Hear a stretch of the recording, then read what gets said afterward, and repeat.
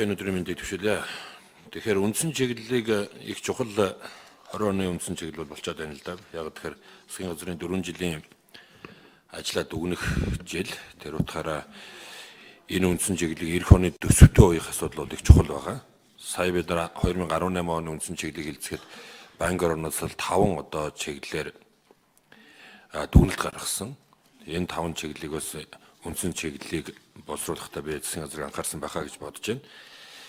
Тийм учраас энэ үндсэн чиглэлийг хэлцэх явцдаа төсвийн төсөөлөлтөд төсөвтэйгээ уяах тал дээр нэлээд анхаарах хэрэгтэй байна гэж нэгдүгээр санал байна. Хоёрт энэ хэд хэдэн нэг салбарын зүйлүүд байна. Атрын 4-р аяныг эхлүүлнэ гэж бичсэн байх юм. Улаансад энэ дээр ямар яг ийм шийдвэр аль биесээр гарсан юм уу? Энэ одоо ямар зүйлийг гаргаад бичиж вэ гэж. Хоёрт энэ 5 толгойг ашиглалтыг өргөжүүлэх хүчин чадлыг нэмэгдүүлэхээр хувийн хөрөнгө оруулалт 1/80 төгрөг хийнэ гэж бичсэн байх юм. Сангийн энэ уулуурхай 5 толгой дээр одоо эрдэнэс 5 толгой дээр хийх гэж юм уу? Эсвэл хувийн энержи ресурс дээр хийх гэж юм уу? Энэ 1/80 төгрөгийн хөрөнгө оруулалтыг ямар зорилгоор хаанаас ороод ирвэ гэж. Шивэ овоо багнуурын өөрсний уурхайн хүчин чадлыг өргөдгөж нэмэгдүүлэх санхүүжилтийг шийдвэрлэх ажлын явц 100% тавина гэж. Ард талд нь бол ямар нэг хөрөнгө тавиагүй байгаа. Тэгэхээр зөвхөн санхүүжилтийн шийдвэрлэх үйл явцыг бичсэн юм уу? Ерөөсөө хоёр уурхайг өргөдөх ажил нь энэ онд 20 онд эхлэх үгүй юу? Эхлэхгүй бол одоо тэр яриад байгаа эрчим хүчний бусад одоо энэ амгаланг өргөдгөх, хоёрыг өргөдгөх, 3 дугаар цахилгаан станцыг өргөдгөх, бусад одоо цахилгаан станцуудыг өргөдөлтөй холбоотой хүссэн хүсээгүй энэ асуудал босч байгаа. Тийм учраас 20 оноос хэтрүүлэхгүй энэ уурхаануудыг Шивэ багнуурын уурхаан өргөдөлийг хийхгүй бол бид нар нүүрсний төвөрлөлтөнд хүндрэл учирна. Тийм учраас энийг ямархуу байдлаар үзэж байгаа юм бэ гэж. Ханг мандал зүүн байнгын төмөр зам, 5-7 зүүн байнгын төмөр зам хоёулаа тусаагүй байна. Үндсэн чиглэл дээр. Ялангуяа 5-7 төмөр замын асуудлаар засгийн газрын шийдвэрүүд үндэсний бүтээн байгуулалт байдлаар эхэлнэ гэдэг хөрөнгө мөнгө бас бусгаа гаргаад явж байгаа шиг байна. Энэ онд ажил нь эхэлнэ гэж ойлгосон. Ирэх онд энэний бас энэ чиглэл дээр ямар нэгэн зүйл орохгүй мó. Ханг мандал зүүн байнгын төмөр замыг бид нар яаралтай барих зайлшгүй шаардлагатай. Ирээнээр авж байгаа ачаа эргэлтэй гацаатай байгаа. Шаашдааш хязгаарлалт үргэлжлэнэ. Бүгд нэг хятадд улсад болох өвлийн олимпиадтай холбоотойгоор энэ хязгаарлалт бол цааш ч үргэлжлэнэ. Тийм учраас бид нар энэ ханг мандалын зүүн байнгын чиглэлийн төмөр замаа эхлүүлж идэж нурмаг ачааг доош нь авах зайлшгүй шаардлага гарч байгаа.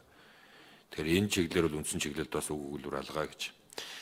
За дараагийн нэг юу нь бол энэ жуулчдын тооны өсөлт хувь гээд 15-аас доошгүй хуваарьхээр 75,000 одоо нэг 500,000 хүн авч байхаар 75,000-аар өссөн гэсэн байх юм. Яг мэргэжлийн байгууллагын ийм санаатай байна. Гэтэл засгийн газрын үйл ажиллагааны хөтөлбөрийн 4 жилийн зорилтонд 1 сая төгрөг гэж бичсэн байж байгаа.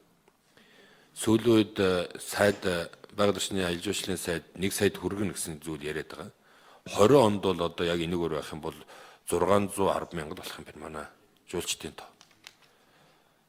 Бусад одоо жуулчдын тоог нэмэгдүүлэх дэд бүтцийн чиглэлээр бол нэлээд ажлууд хийгдсэн шүү дээ. Зөвхөн одоо зам тээврийн яам дээр ихэд бол энэ жил ихэд нэг 130,000 шинэ одоо суудлын орон зай үүсэж байгаа. Тэгэхээр энэ тоог ямар тоогоор гаргаж ирээд та нар 75,000-аар жуулчдын тоог нэмэгдэнэ гэдээ авчваа. Ер нь энэ байгаль орчны аялал жуулчлалын яам аялал жуулчлалын талаар өрөндөх төрөөс хөрөнгөх бодлогын баримтчийг хизээ оруулж ирэх вэ? Боловсрогдож байгаа зүйл байгаа юу? Энэ бодлогын баримтчийг орж ирэх юм бол Монгол улсад энэ аялал жуулчлалын салбар аль бүс нутагта хаана ямар зүйлээр хөгжүүлэх чиглэлээр бас их тодорхой зүйл гарах юм аа. Тийм учраас энэ цаас үзэг баримтчийг 1 минутад дараа нь авах тий. За асуултнуудад хариулъя. За тэр байгаль орчны яамнаас нэлээд тодорхой асуултнууд асуусан. Цэнгэл сайд бэлдэж байгаарай. За эхлээд сангийн сайд Атрын 4-р явах уу? Улаан сайд уучлаарай. За улаан сайдын микрофоныг өгье. Би хэлээд засгая. За энэ жил Атар газрын эзэмсний 60 жилийн ой тохиож байгаа. За тариаланчдын улсын зөвлөгөөн дээр ярилцаад энэ жил одоо Атрын 60 жилийн огцсон ажлынхаа хүрээнд ер нь Атар одоо энэ газар тариалангийн салбарынхаа дараагийн хөгжлийн үе шатны зорилтыг тодорхойлё гэсэн ийм байр суурин дээр санал нэгдсэн. За тэр нь бол одоо Атрын 4-р аян байх юм байна гэж бид нар бас төсөөлж байгаа. Ингээд энэ жилдээ үл бид нар бодлого чиглэлээ гаргаж ажиллана. За ер нь Атрын одоо 4-р аян гэдэг бол энэ газар тариалангийн салбарын эрчимцэн хөгжлийн үе одоо байх юм а гэсэн ийм төсөөлөлтэй байна. Энэ чиглэлээр ингээд оны эцсээр бол бид нар одоо бодлого чиглэлээ тодорхой болгочихно гэсэн төсөөлөлтэй байгаа. За ингэснээр бол одоо эх жилээс энэ газар тариалангийн салбарын хөгжлийнхөө шинэ одоо үеийг эхлүүлэх тодорхой ажлуудыг бас эхлүүлнэ гэсэн байдлаар бид нар үндсэн чиглэлд бол Атар 4-р аяныг эхлүүлнэ гэсэн зорилтыг дэвшүүлсэн байгаамаа. За баярлалаа. За 5 толгойн асуудлаар гавийг дарга асуусан байгаа. Гавийг дарга тэр 3 юм уу 4-р микрофоноор очиж суугаад. За дараа нь тэр шивээ асуудлаар уул уурхай яам болоод эрчим хүчний яам уялдаатай хариулаарай. За гавийг дарга хурдхан явчаарай. 4-р микрофоныг өгье. 4-р микрофон.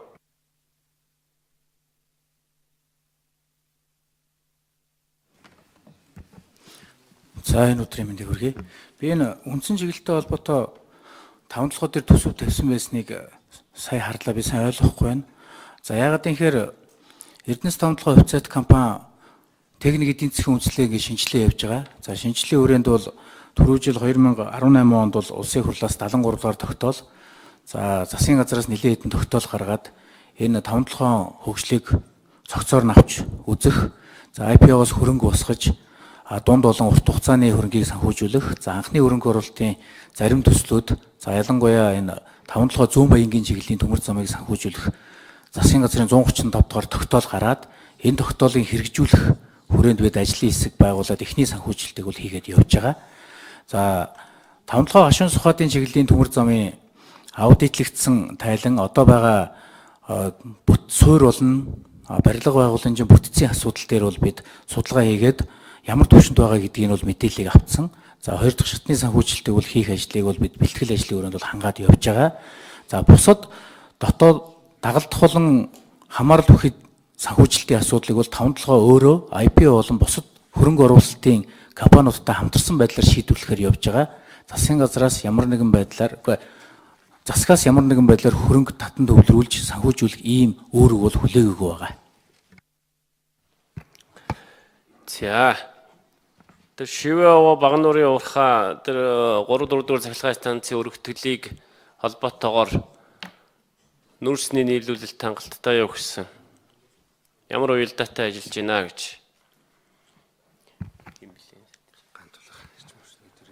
Гантулах сайд.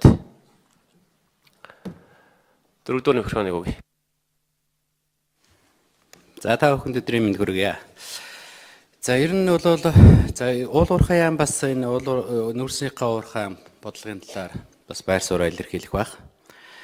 Ерөнхийдөө энэ дээр л бол ялангуяа Хөрлөбаатар сайд л манай эрчим хүчний сайд байсан хүн сайн мэдэх байх. За их усөрүүдийг нүүрсээр хангах асуудал бол энэ хоёр уурхай хариуцдаг. Байдал бол уурхай дээр хүнд байгаа. Ягаад гэвэл парк шинжилэл байхгүй, нэлээд урт хугацааны зээлүүд хүндэрсэн. Шивээгийн нүүрсийн уурхай дээр бол одоо байнгын нуралттай. Энэ төвөгтэй асуудал бол байгаа. Тэгээ энэ дэр бид нэр Багнуурын нүүрсний уурхай нэг сайн юм нь бол хоёр уурхай өргөтгөлийн техник эдийн засгийн үндэслэлүүд бол бүгд хийгдсэн байгаа.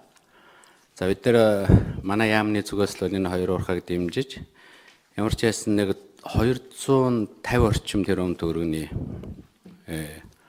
үндсэн чиглэлд бол тусгаж өгсөн байгаа. За тэгэхээр эрчим хүчний яам бол өөр хувилбарууд бас хайж байгаа. Тухайлбал бөөрөлжүүтийн уурхайг түшиглээд энэ дээр хувийн гэрчлийн 2 компани шинэ их усүр хайж эхэлж байгаа. Нэг компани бол яг төмөр замынхын зөвшөөрлөг автсан. Энийг бол эрчим хүчний яам бодлогын хувьд дэмжиж ажиллаж байгаа. За аялал жуулчлалын яамны дэд сайд Цэнгэл дараагийн микрофон өгье. 1-р микрофон ажиллах байхаа. Төрийн нэрийн бичгийн дарга. За бүгдийн сайд тэгээд төрийн нэрийн бичгийн дарга. За 1-р микрофон. За тэгээд 2018 Содбаатар гишүүний асуултанд хариулъя. 2018 онд бол нийт 520 29 мянган гадаадын жуулчлалт ирсэн нь урд оныхоос бол 10.4%-аар нэмэгдсэн байгаа юм. За бид нар төсөөллөөрөө бол одоо энэ 19 онд бол 600 гаруй мянга болно гэсэн 15%-аар өснө гэсэн төсөөлөлт тавьж байгаа.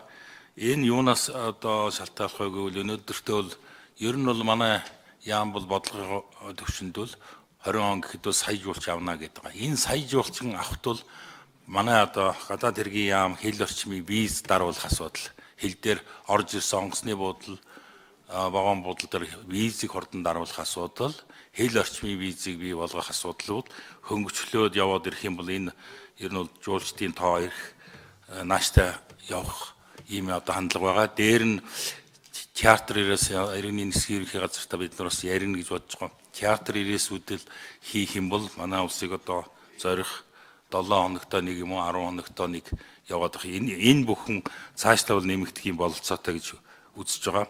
2015 онд бол үндэснийхээ хөтөлбөрийг бид нар батлуулад одоо тэр хэрэгжилтийг хангаал явж байгаа.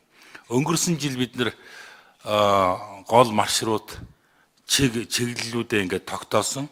Энэ чиглэлүүдийн хүрээнд одоо сайлав бэлтгэхээр сава бэлтгэхээр бидний дэд үтс үнэхээр одоо дэд үтсээс болоод энэ асуудал бас нэлийн хүндэрдэг.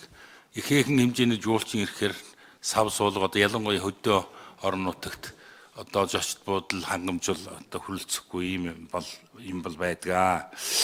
За ер нь бол бид нар бол Шихүү хотог нууц тавчаа түүхэн аялал жуулчлалын цогцлбор хинтийн нойрвол ингээл Даригангийн цуслан одоо орчин үеийн эцэн амралтын одоо цогцлбор болгоно гээд ийм төлөвлөгөөнүүд бол 19-с 20 онд бол одоо тавигдаад явж байгаа. Тэгээд энэ цаашдаа бол одоо бид нар хэд хэдэн байгууллагатай зөвшөлтсөд явах юм бол сая орчим жуулчин 20 онд бол авах тийм төлөвлөгөөтэй яваа л гэдгийг хэлмээр. За энэ өглөө ажлын хэсгийн нэр дуудагдсан хүмүүс яг сууж байгаарай. Хүмүүс асуулт асууж шүү. Яг энэ дээрс дуудагдсан ажлын хэсгийн гишүүд бүгдээрээ сууж байгаарай. За содотор дарга тодруулах уу та? Бас. За төмөр замын талаар за халтар дарга. Халтар сайд 4-р микрофон дээр. 4-р микрофоныг өгье.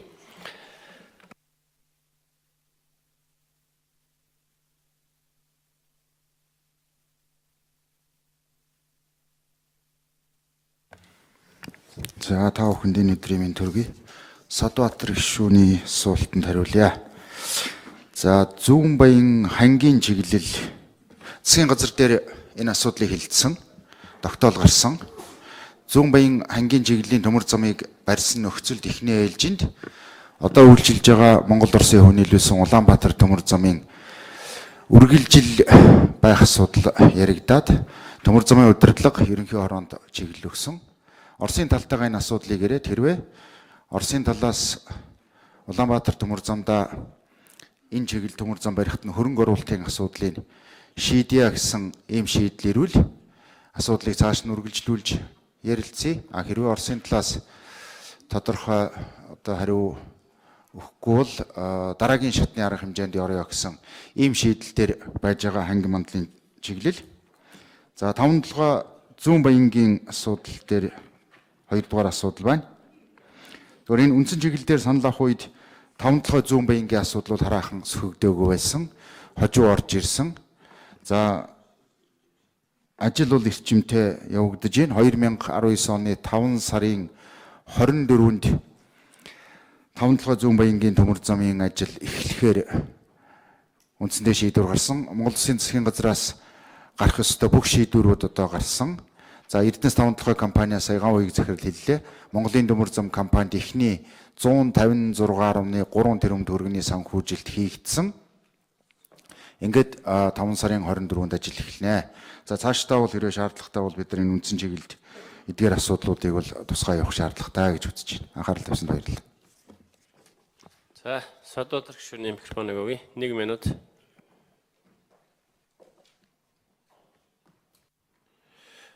Би ийм л зүйлүүд асуусан л да. Энэ 20 оны үндсэн чиглэл бол засгийн газрын үйл ажиллагааны 4 жилийн ажлын сүүлийн жил байна.